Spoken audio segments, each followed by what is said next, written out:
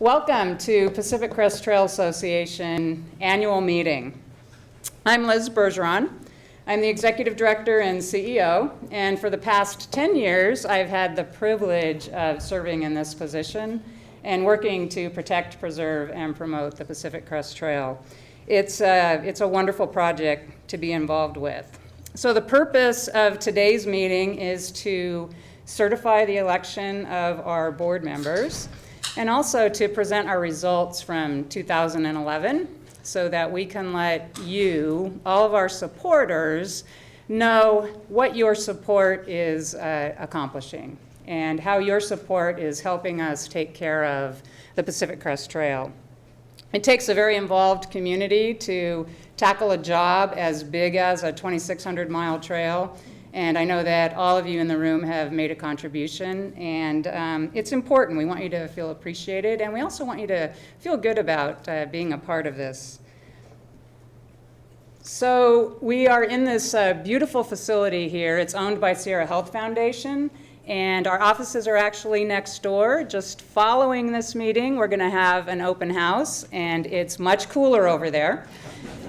So you have something to look forward to. We kind of froze through our morning meetings, but I assured everybody they would be glad that the temperature was a little bit cooler this afternoon, not realizing it was so warm over here. I know that some of you have traveled quite far to be here as well, and we appreciate that. We couldn't talk about our work without our partners. It's a huge partnership and very important partnership to take care of the trail. And I'd like to acknowledge our federal agency partners that are here today by asking our Forest Service and Bureau of Land Management partners to please stand.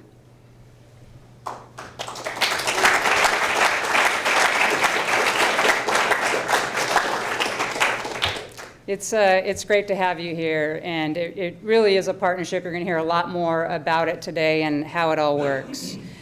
Our organization is very volunteer-driven. I think all of you know that. It always will be very volunteer-driven. And we also rely on the support of close to 10,000 members. Now, I'm not sure which came first, volunteers or members. But those of you who are volunteers and members, I'd like you to just raise your hand and let everybody know who you are. That's great. It's great to have all of you here. It's definitely a very passionate and caring group of people that get involved. So there's one last group that I'd like to acknowledge today, and that is the PCTA staff. And really the role of our staff is to provide support to all of you, to provide support to our volunteers, to make sure that you have the resources necessary, and also to provide support to our members and donors to make sure that you know how your funds are being used to take care of the trail. And we have a number of staff in attendance today. Not everybody's here. There was a time when I first started that we had a very small staff, and our staff has grown a bit. So I would like to ask those of you who are here to please stand.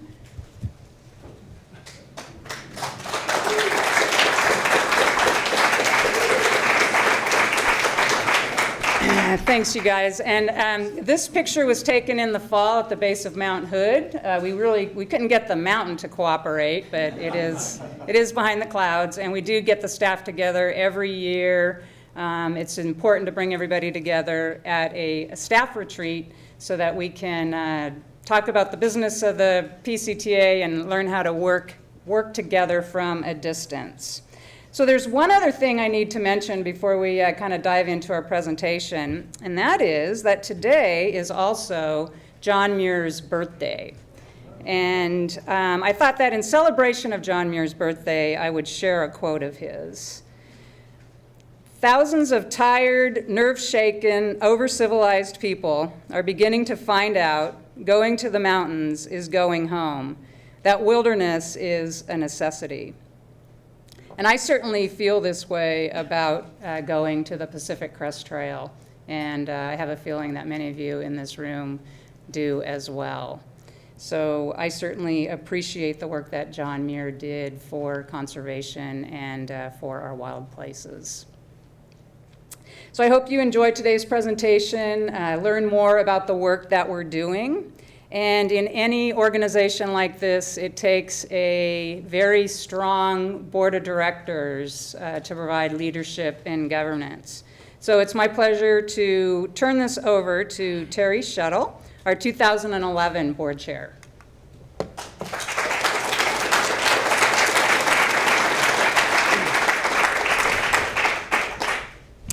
Hello and welcome. Thank you all for coming. I am going to cover some highlights from 2011. You're going to hear details about most of these things later through other presentations. So I'm just going to recap. First and foremost was in 2011 was the second year of the American Recovery and Reinvestment funding for the PCT. Our Forest Service partners asked for and received funding for the PCT, and they asked for our help. We provided help with supervision of youth crews, project identification, scheduling, and project logistics. It was a large project that required a lot of detailed reporting, so it was pretty comprehensive for the organization, but a lot of work was done. We're really pleased with what was done through this funding, and thank our Forest Service partners for taking this action. The next thing is we did increase our Trail Guardian numbers to 135. Trail Guardians are our donors that contribute over $1,000 or more each year, and that number is now at 135. We maintained our PCTA membership at about the same as last year at 8,500, and we had a total of 118,000 volunteer hours, which in dollars equates to about $2.6 million. So that's pretty significant. That's how much it would cost to pay somebody to do the work that we get done through volunteers, and it's really significant. As Liz mentioned, we are a volunteer-driven organization. Some other highlights: we increased our net assets. We had a surplus of our revenue over our expenses. In doing that, we were able to increase our cash reserve by $31,000, and that cash reserve we set up a few years ago to be like our rainy day fund, emergency fund, so that we're prepared for any issues and threats that come up. And as we build this, we will be better positioned for flexibility and adaptability in the future. We also got the benefit of a very large bequest, which you will hear about more later, from a longtime member. And that was a very significant win for the organization. And a statement about the work that we do and the importance of it to that person. So that's some of the highlights, which you will hear more details about. And the second part of this is to certify the elections of the board of directors for the year. Joining the board, if you would stand up, if these two people would stand up. Joining the board is Sky George, if you would stand up.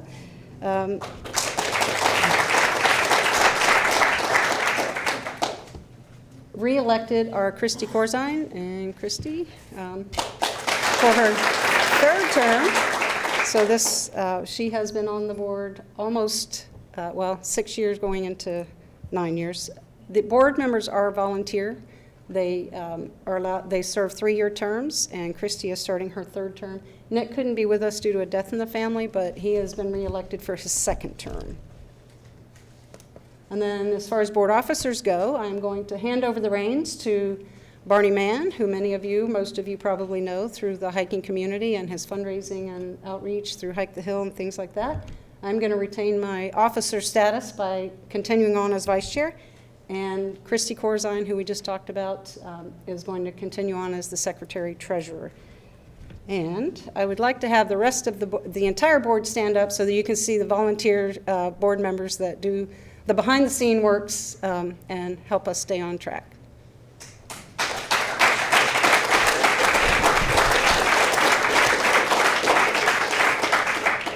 And with that, I am going to turn it over to Barney Mann, your new board chair, and let him introduce himself. There you go. Thanks, Barney. Good afternoon.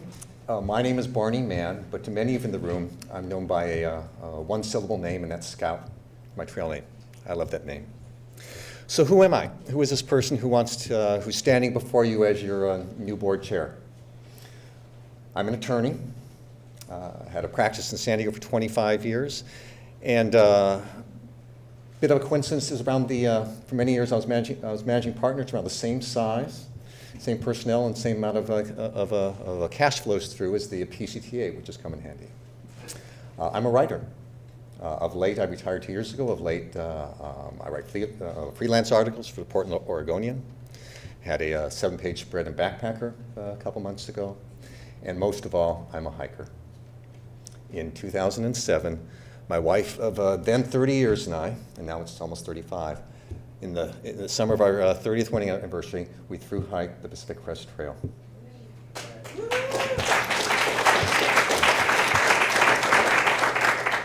Almost not a day goes by that one of us doesn't look at each other and say, we really did it.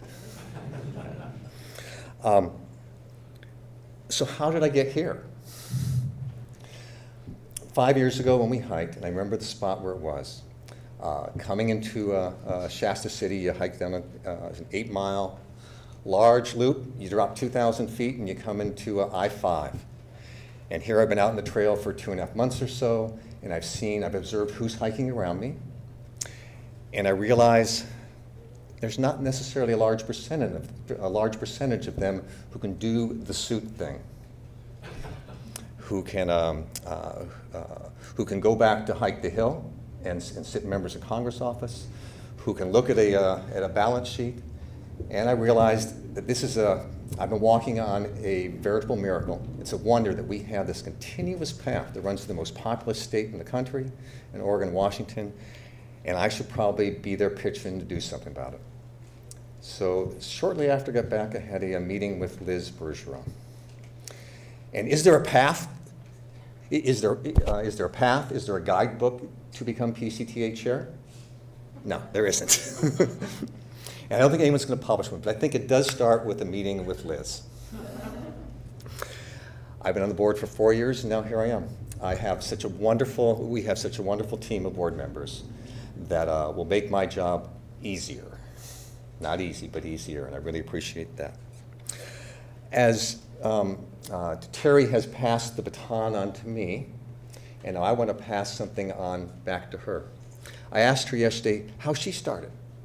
She's been a board member for 5 years. I said, well, Terry, how to get started? She said, well, I had this meeting with Liz Bergeron. And asked her about her board service. I've had a chance to observe it for years, but I wanted to hear in her own words. What was the most satisfying things you've done? What's most significant? And she said something very modest. She says, I've dabbled in a lot of things.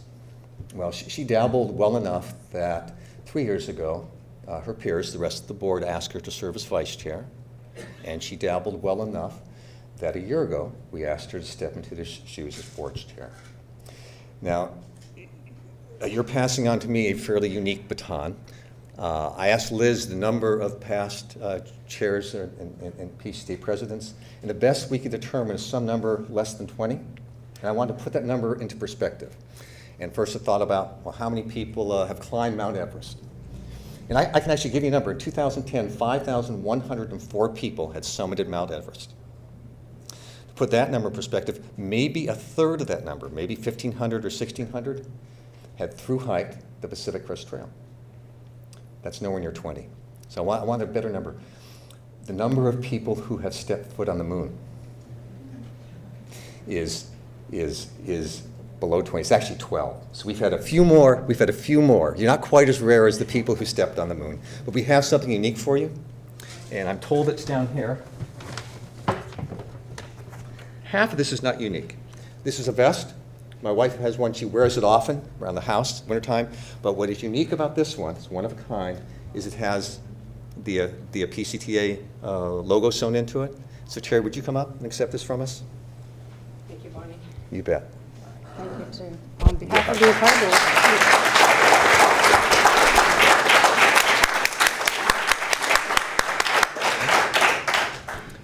And now I'd like to turn the floor over to our Finance and Human Resources Director. I'd make sure I get her title right, and that's Teresa Firth. Thank you.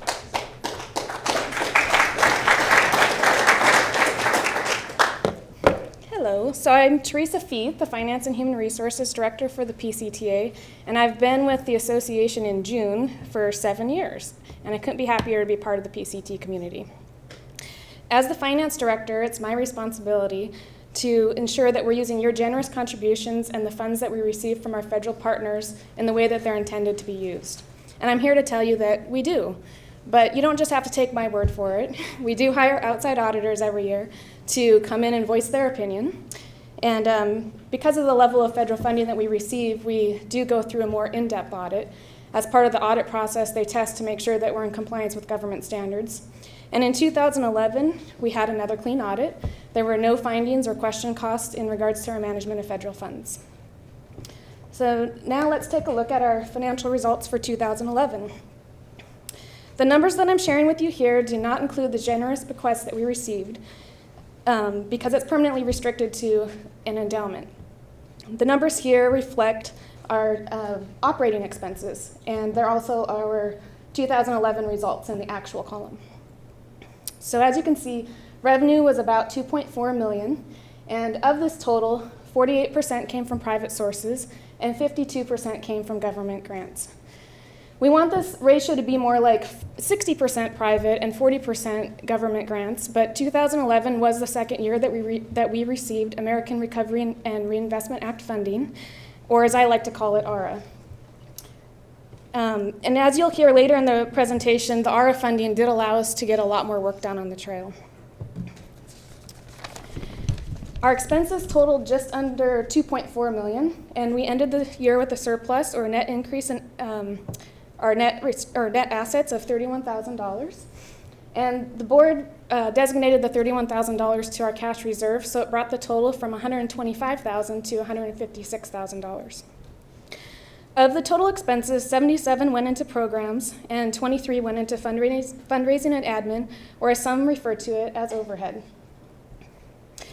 Now the next column shows what our financial results would look like if we included the value of volunteer hours. We consider the contribution of volunteer hours very important to the organization because we couldn't complete all of the work that we do on the trail without the help of the volunteers. In 2011, we had 118,000 volunteer hours, which equates to 57 full-time staff. This column shows the volunteer hours as a contribution as well as an expense, so it doesn't affect the bottom line, but it does show a more accurate picture. And it shows that here, 88% went into programs and only 12% went into overhead. So this next slide shows how we've used our funding, your contributions, and the funds from our agency partners to care for the trail over the past 6 years. And you can see at the top, the green line is trail maintenance and operations, and you can see a fairly steady growth in that program over the years. And in 2010 and 11, there's a spike in growth, and that represents the ARA funding. And in the other programs, you can see that it's a fairly steady growth, but not quite as much. So we just couldn't be happier with our financial results, especially in these hard economic times, and I just want to say thank you for making that possible. And now I'd like to turn it over to Beth Boyce, one of our agency partners.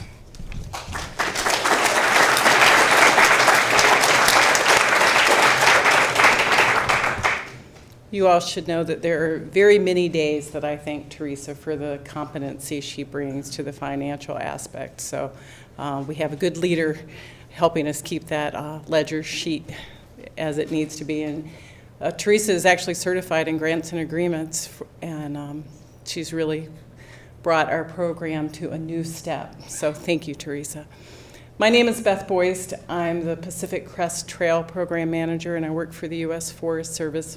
I've been in this position for 5 years, and I have trail-wide responsibilities, which means from Mexico to Canada, I have this really narrow focus that is so variable. It is just incredible. So I wanted to talk to you a little bit about what we're up to.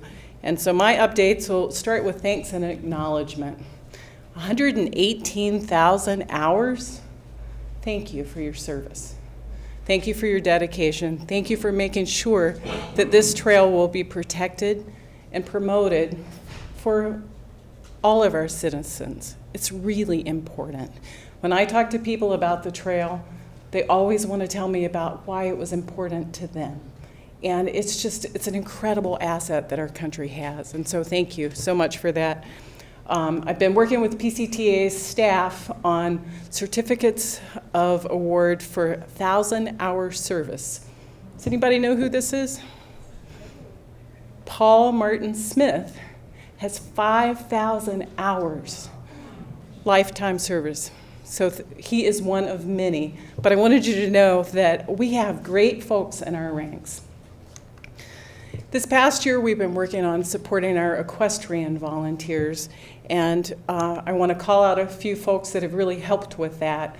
Chip and Linda Herzig and John Lyons are PCTA members that are also Backcountry Horsemen of California members, and they paired with Dennis Serpa and, I'm going blank. I can do it. Dennis Serpa is the president, and Alan Hill was the other backcountry horseman, and worked with PCTA staff and myself to try to strengthen our partnership and to make sure that we have the equestrian access that we need to get trail crews into the field and to make sure that the trails are cleared and to continue to provide not only for hiking access but also for equestrian access. So we really need to celebrate that partnership has really strengthened this past year. PCT is the star child for all lands and protecting lands from Mexico to Canada. And so the Secretary of Agriculture has asked us to think about managing land without boundaries. So many of you have heard us say, oh, it's not in the National Forest land, it's on private land, or it's on Bureau of Management land. When we think about the trail, we think about all lands, from Mexico to Canada. And so we work together as a partnership to make sure that that happens. Some examples of why ecological restoration is really important is some of the climate change and hydrologic changes we've had is a driver. The rapid population growth is another driver. And so we've seen our forests change from healthy forests to dense, unhealthy forests. And so we've really had to work on ecological restoration. This is Justin Koyman.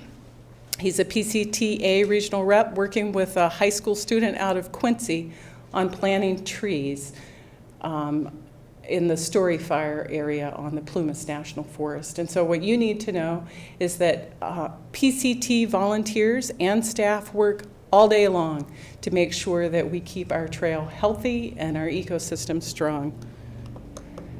Land acquisition. We've got $1 million this year that we're spending in Washington State to buy some Plum Creek lands. Buying that land protects the corridor, and that's really what's essential to ensure that the trail is protected over time. You're going to see another picture of some of the challenges for trail corridor protection. Wind energy development and solar development in Southern California is really taxing our ability to take good care of the trail. But you need to know that we're working with counties and forests to make sure that we try to avoid impacts where we can and minimize the impacts as best we can. And lastly, because each of you who has ever run either a chainsaw or a crosscut saw has cornered me and talked to me about the issues with the national saw policy, you need to know that I'm a member of a team working to make sure that our volunteers are able to run saws safely and that we have a program that's seamless across boundaries. So with that, those are a few updates, and I'll introduce Mark Conley. He's the Bureau of Land Management National Conservation Landscape System Coordinator for the state of California. Thank you.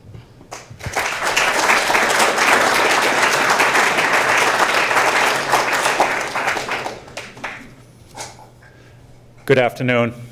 I'm delighted to be here, and just hearing all the accomplishments of the Pacific Crest Trail Association is quite inspiring. But before I go into my presentation, highlight a few of the things that the Bureau of Land Management are involved in with the PCTA and the Forest Service. I'd just like to mention yesterday President Obama signed an executive order that created the Fort Ord National Monument, and that is a BLM national monument. A Hollister field office is responsible for those public lands, and it's just a real great opportunity for BLM with this most recent designation, and we look forward going forward with that. But I would also like to echo and first recognize the Pacific Crest Trail Program Manager, Beth Boyst. She has really been the glue that has kept all these partnerships going, cooperating with the public, with the other federal agencies, the Pacific Crest Trail Association, and all the budget and other issues that we're dealing with. And Beth, I commend you for your leadership, and thank you. And then in addition, our friends at the Pacific Crest Trail Association and Liz Bergeron, who I've had the pleasure of working with since she started as executive director. And it's just been an amazing transformation, and as this organization continues to grow and really become a true partner in managing this really treasured resource, the Pacific Crest Trail. And the BLM has been 25 years at least involved with the Pacific Crest Trail in our different cooperative agreements we've had with the Pacific Crest Trail Association, and it's a constant communication issue, working with and through people. And I just want to say we're in the process now of renewing our cooperative agreement. It will be a 5-year renewal. The agreement is on grants.gov. The only thing I will say is the process has gotten much more complex, a lot more paperwork, more challenges, and we will be working through that for the next 2 or 3 weeks, outlining that, and Teresa and Mike will be joined at the hip as we move forward to get this next 5-year renewal in place so we can continue to support the Pacific Crest Trail Association and the partnership we have. And there's been a lot of discussion about the ARA funded work. The BLM part of that ended September 30th last fall. But what an incredible accomplishment that happened. $4 million, the BLM provided $300,000, and it was a public-private partnership with the Student Conservation Association, the PCTA, the regional reps, numerous communication issues. It's still going on. The Forest Service has through December of 2012. But what I'm also very delighted to report, we're continuing this partnership on a smaller scale.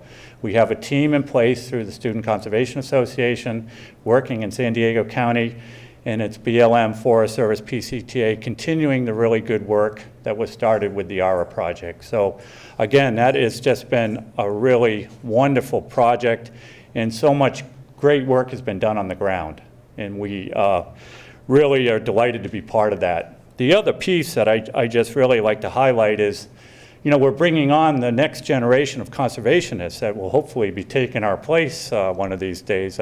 Some of us are getting up there a little bit in age, and we really need the new energetic youth to come up behind us, and that seems to be working really well. A couple issues that I just wanted to bring to light that the BLM has been involved with.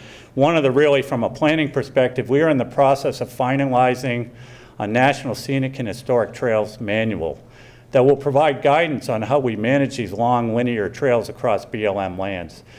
And it can be very complex and challenging, especially working in a multiple use type of environment. And so this is being driven by our Washington office, and I've reviewed personally a few drafts. Beth Boyce has reviewed an earlier draft.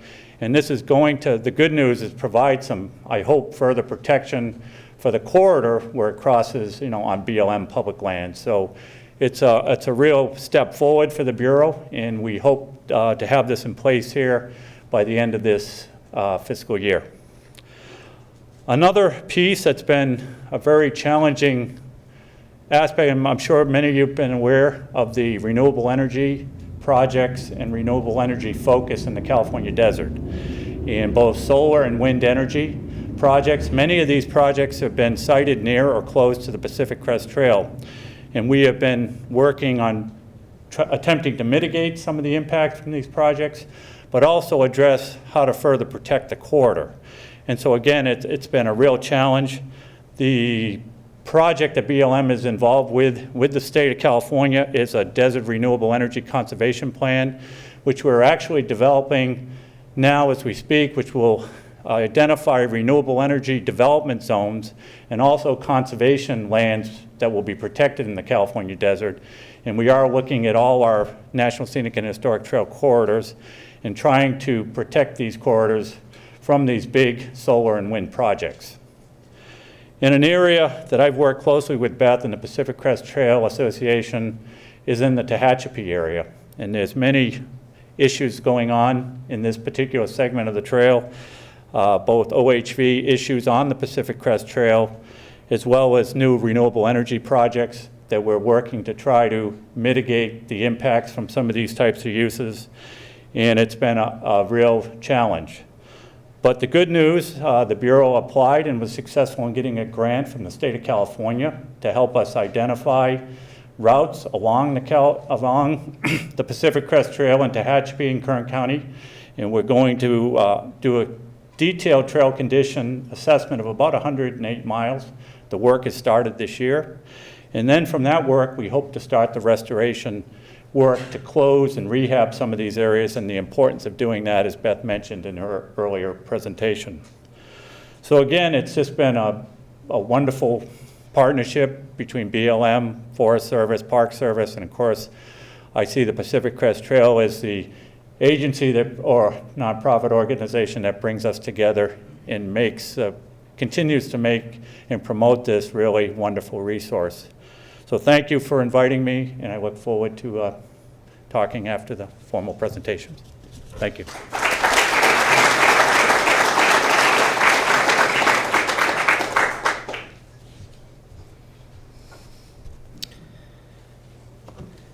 Hi, I'm Mike Dawson, and I'm the Trail Operations Director for PCTA. And, oh, other way. Okay. One more. Thank you. So I'd like to talk to you. My responsibilities, like Beth and Mark's, are trail-wide. And so I'd like to talk to you about some of the activities that we've had over 2011 to give you an idea of what we're spending our time and resources, both volunteer and staff. So one of the big things we spend a lot of time on is trail protection. And there are always ongoing threats to the quality of the experience that people have on the Pacific Crest Trail. And this slide shows some general categories of the types of things that are proposed, either on private land or on public land or private land adjacent to the trail, that might have a serious impact on the experience that you would have on the PCT. And this is a short list of major projects in the 3 states that the trail runs through that are examples of specific projects that we've had to deal with just in 2011. When I asked the regional reps to give me a list of these things, the actual list is 57 separate projects proposed along the PCT that would have a potentially negative impact on the trail, and we're trying to address all of those. So as has been mentioned before, 2011 was the last big year for the American Recovery and Reinvestment Act, and the core crews and PCTA staff that we were able to put on the ground for the trail.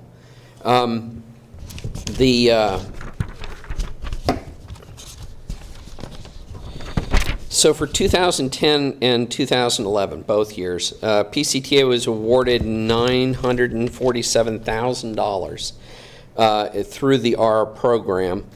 And I think it's really important that this demonstrates what our partnership can do with enhanced funding proving what our partnership can do as far as making really efficient use of such funding. Through this funding, PCTA hired 7 full-time positions to provide technical oversight and staff assistance for the completion of backlogged restoration for using youth corps and volunteers.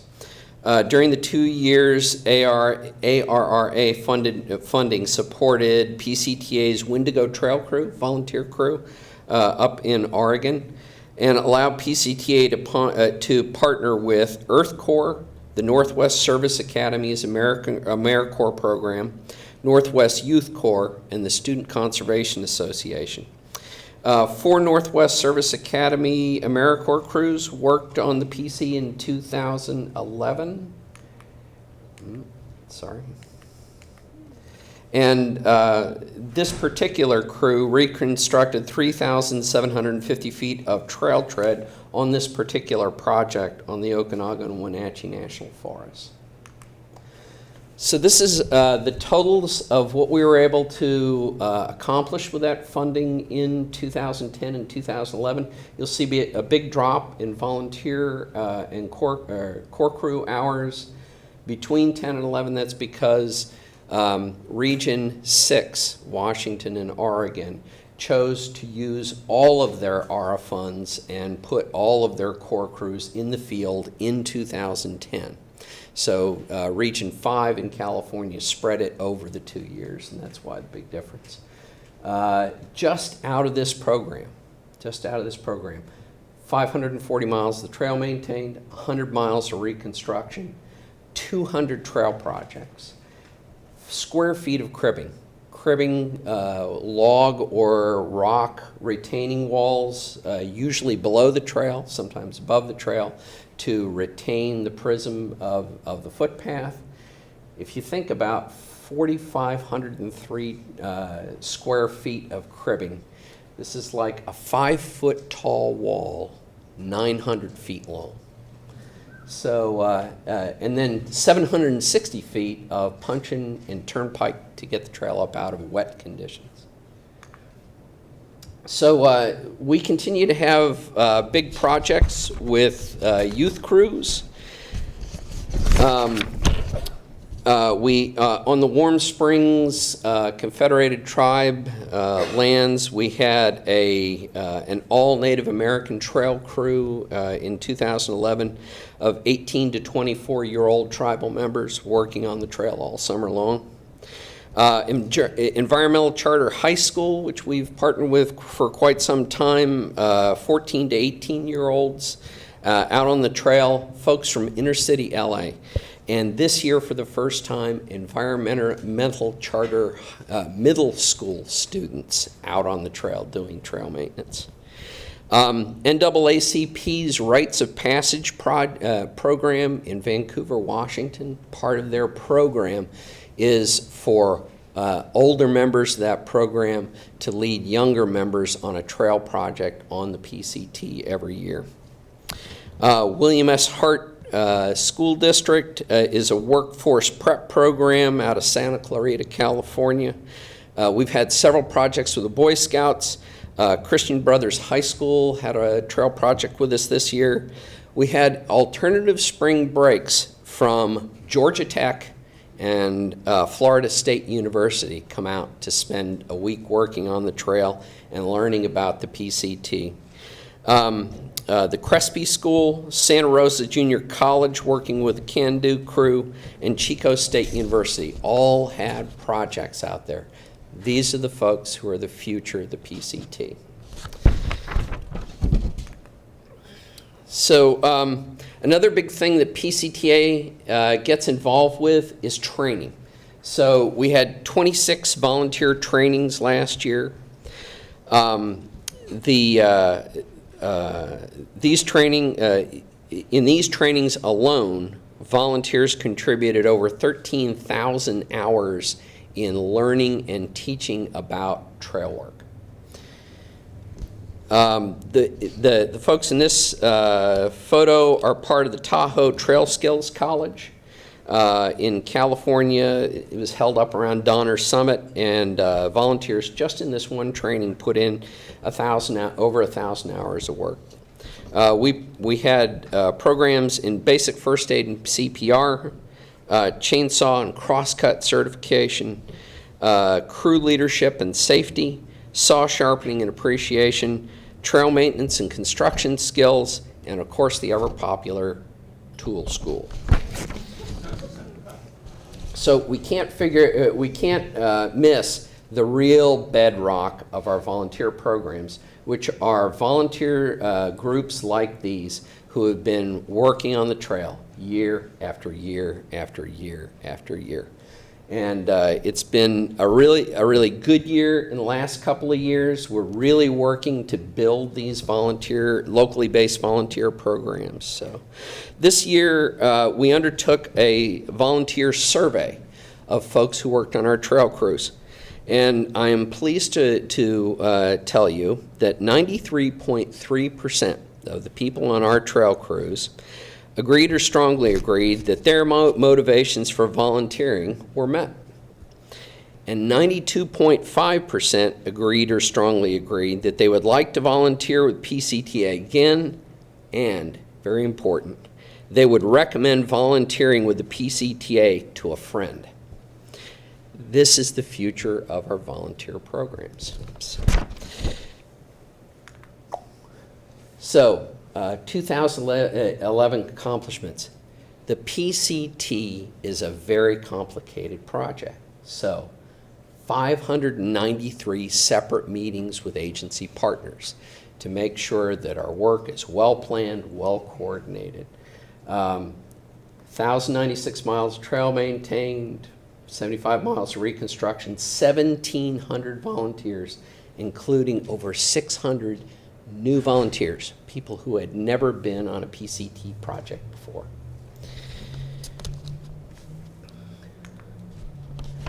So, volunteer hours.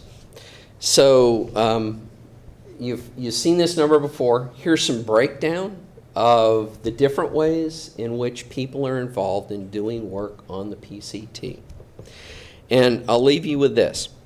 If you too are focused on the mission of PCTA to protect, preserve, and promote the Pacific Crest Trail, we have a volunteer role waiting for you.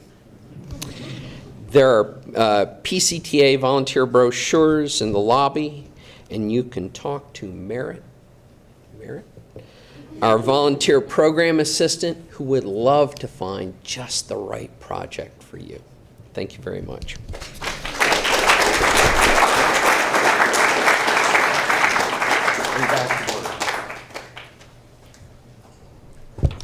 Thank you very much, Mike. I am here today for the last time as your fundraising chair. You're watching the last hurrah as I will be turning over the reins to Scott Jacobsmeyer. You want to stand for a moment, Scott?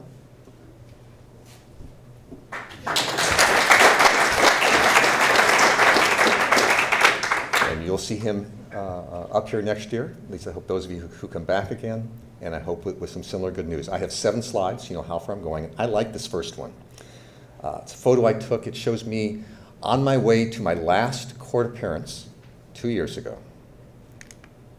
That's not it? There we go.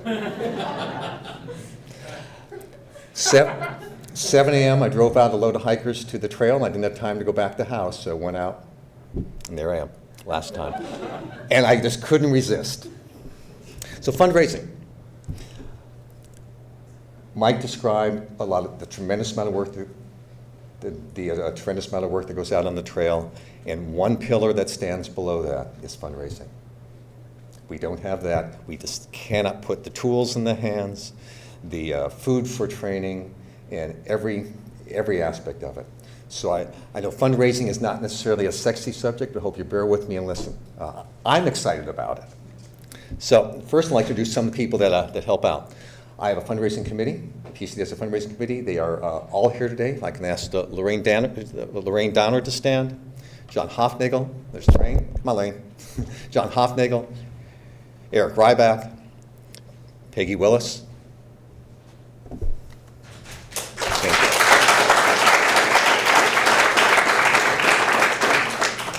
Ed Bergeron had served for 3 years, and he is no longer on the committee, but I really appreciated his service. And let's get down to some actual numbers. One of the things I like about the PCTA, we are not afraid to set high goals. And we did that last year. We did that in the teeth of some very unsettling, and people would use, I think, even worse adjectives, unsettling economic times. We set a high goal. One of the things I also like about the PCTA, and you'll see it here, our goal was $1,060,000, and you can see the number below it. It's not there. The moment that was seen, I saw one of the things I love about PCTA staff and board is no one tried to sweep it under the table. We recognized it and we dealt with it. Because one of the things you heard earlier from Teresa and folks is we ended last year with a surplus. But what this underscores, every dollar matters. When I make the decisions myself, I always like to write a check early in the year, middle of the year, and then at the end of the year. When I sat there with my wife and do so, I know the dollar's being well spent. I know to make the difference. And everyone in this room, those of you who contribute that way, I thank you personally. And there's lots of hikers out there right now who are either thinking about the trail or actually on it who thank you too. So thank you very much. We did have something fall out of us, wonderful out of the sky, wonderful to us. A gentleman, Diane will talk about in a moment. We had the largest bequest in PCTA history, $779,000. A wonderful thing. We're talking about how best to deal with it now. And I'll get to that in a moment too. Next. Membership. We have a strategic plan, which I'll also talk about. You'll get to see me a third time in this meeting. But our membership, our goal last year was 8,250. And our actual was a number higher than that. Appreciate that. I'm pleased to say we have members in 50 states and 25 countries, and I would like to personally thank the member in South Dakota, because for a while we had members in 49 states. And then someone, bless their heart, or maybe more than one, joined North Dakota, and South Dakota, we can now say 50. Crest Circle donors, those who month in, month out, see out of their credit card statement, see a set amount come out, and I really appreciate them.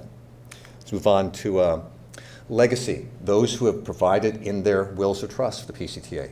We have a strategic plan amount, and we are 29 people have identified themselves. I'm one, my wife and I. We're proud to do it. And the next slide shows an example of that. I wish I'd known him in real life.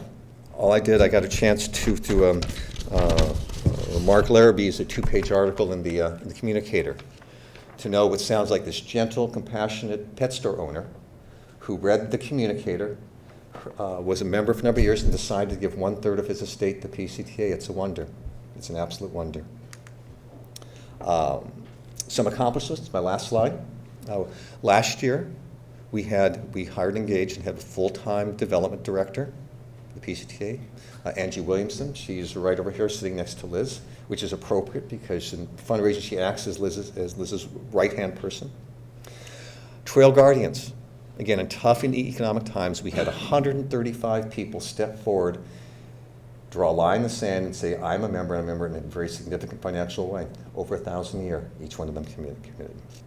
And we, again, setting ambitious goals, setting the bar high. Last year, we established higher giving categories, one of which, as you'll see here, is the Trailblazer. To every one of you in this room who gives, I say thank you, whether you give on the trail in hours or give in dollars. And I will turn it over to Liz one more time. Liz Bergeron.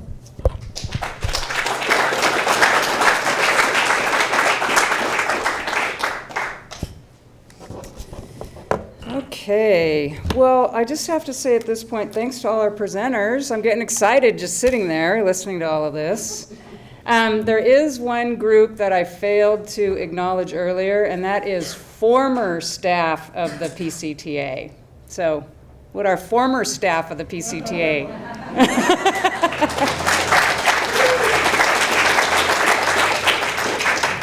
Thanks, Bob. That's Bob Ballou, and Bob is responsible for putting the foundation in place. He was the first full-time executive director, and so when I started, all I had to do was take what Bob had already put in place and go from there. So it's great to have you here, Bob. Thanks. As most of you who have worked with me know, I'm a stickler for starting and ending meetings on time, and we're running just a little behind, so I'm going to cruise through my next few slides pretty quickly. Going to Washington, D.C. is a very important part of the work that we do. And we do that with volunteers, and we will continue to do that. We raise awareness of our work for the PCT when we do that. And this year, for the second year in a row, we also got invited to participate in the White House Conference on Conservation. It was a fairly small group. There were about 500 people there from across the country. And at the end of the day, we got to hear from the president. So it was an honor to be there, and you can read more about it in the next issue of The Communicator. We hired a full-time trail information specialist. Jack Haskell has been on the job for 1 year now. You can raise your hand, Jack. We're excited to have him. He's a through hiker, hiked the trail in 2007, and so we think that he's very qualified to provide information to trail users. We have a big job here, and it is one of the many functions that the Forest Service supports in our partnership. We have over 10,000 people that like us on Facebook. I'm not quite sure that anybody really knows what that means yet, but I do know that on one of our grant applications, they ask for that number, and we have doubled it in the last year, so that's good news, and something that we will continue to use to connect with a wider trail community.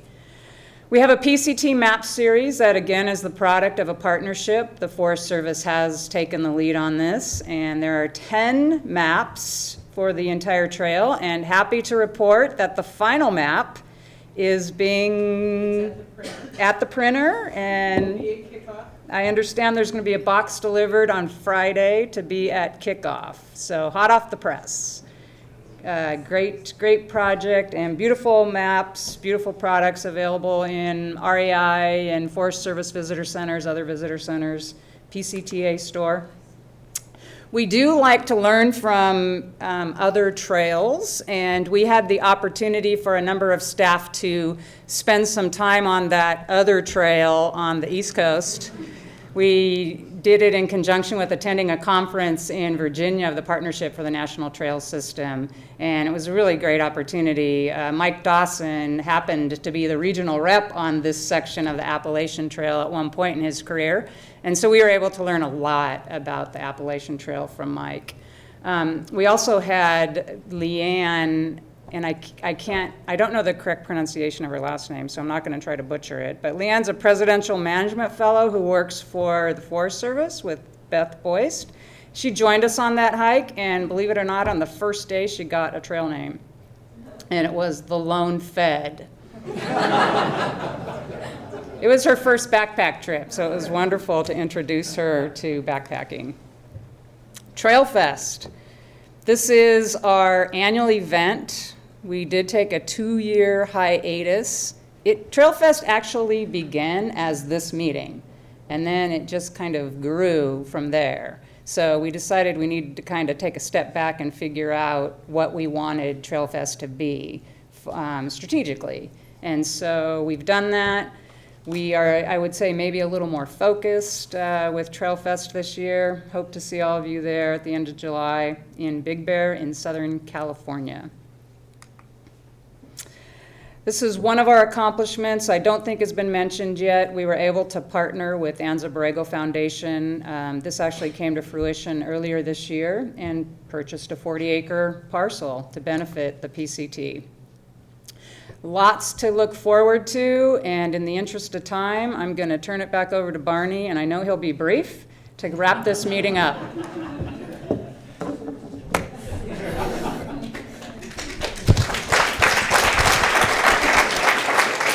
That's all. No more clapping. I have to be brief. I'm wearing the shirt that I hiked the Pacific Crest Trail in. It's seen better days. My wife sewed these patches on because they were wearing through at the shoulders.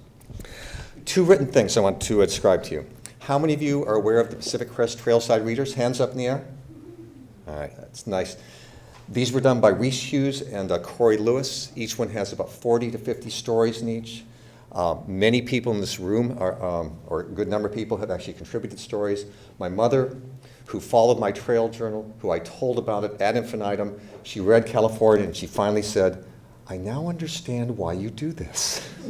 These make wonderful gifts. All the royalties from Corey and Reese, all the royalties are going to the PCTA. They're wonderful gifts. Pick them up. Another thing written, not quite as entertaining, but actually much more important. Let me get my slides. We'll do a reader and all right. Strategic plan. Who are we? What do we do? On our website, first started in 2003, is the PCTA strategic plan. This is what we do. If you want to know what does the PCTA do, what we spend money on, it's in here. There are 6 goals. Each of the goals has milestones under each. It's updated quarterly. Liz and her staff update quarterly, report to the board.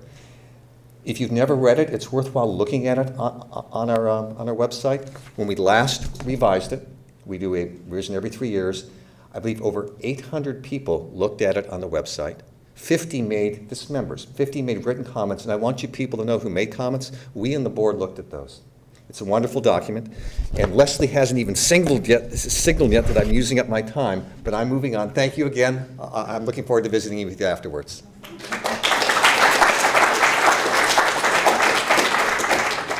And that really wraps up our formal presentation. So love to take a few questions from you. Yes, Joe. What's the latest on Tahone Ranch? So the question is, what's the latest on Tahone Ranch? Do I have a taker? Mike and I looked at each other. Do you want to do it? Do you want to do it? Did you ask this question last year? It's really the same answer, unfortunately. The good news is that Tahone is still supporting the PCT going through, but they are private landowners, and they are not willing to grant an easement for the trail until the habitat conservation plan for the Tehachapi uplands is completed. So that is something that's with the U.S. Fish and Wildlife Service, and so we expect it to be done this year.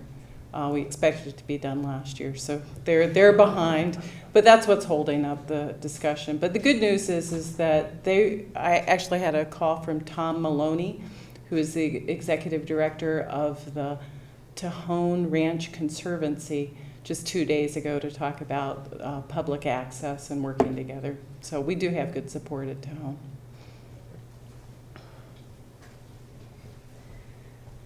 All right, thanks, Beth. Any other questions? Yes. That was an impressive list of projects that are going that will impact the trail at some point. Mm-hmm. Which one do you think is the single largest threat to the trail?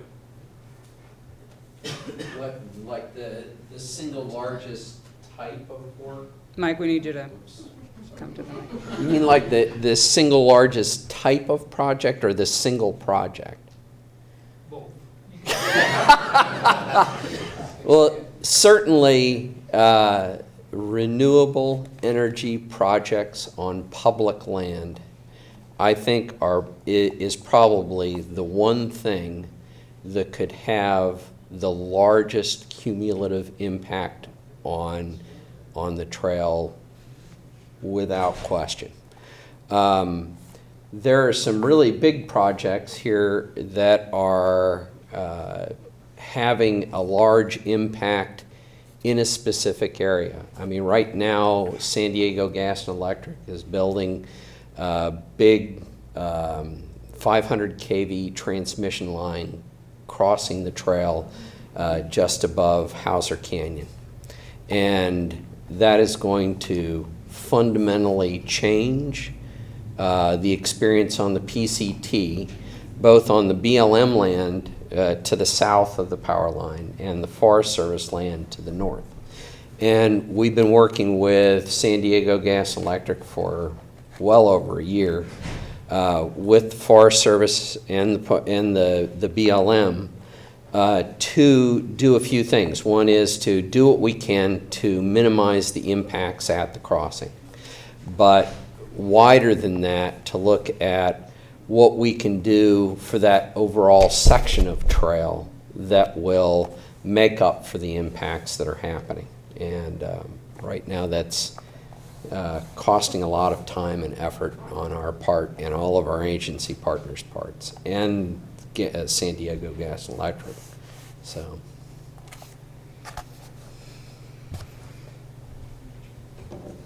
Okay. Yeah. I just, it's not a question, it's just a comment. I feel a little like a proud father. And I just want to commend Liz and the staff for the wonderful job they've done over the last 10 and a piece years now in moving the association forward.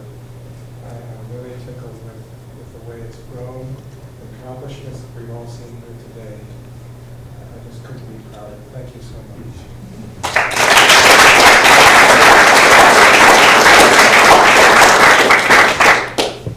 Yes. Right.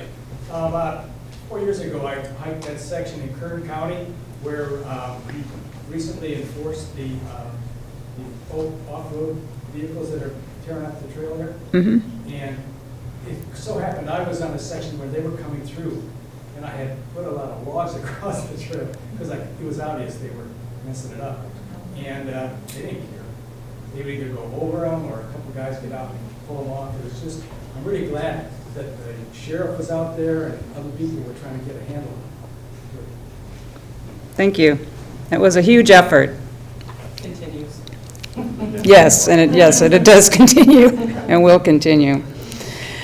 Okay, well, if there are no further questions, I know that it is much cooler next door, and we have some refreshments over there as well. So I believe there are signs in the parking lot and in the building next door to lead you over there. And I'm just going to leave you with one last quote from John Muir. And I thought this was an appropriate way to end, that the mountains are calling and I must go.